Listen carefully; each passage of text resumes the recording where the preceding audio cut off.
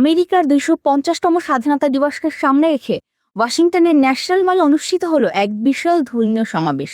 Trump প্রশাসন এবং শীর্ষ খ্রিস্টান নেতাদের উদ্যোগে আয়োজিত এই ইভেন্টের নাম দেওয়া হয়েছে রেডি ডিকেড 250।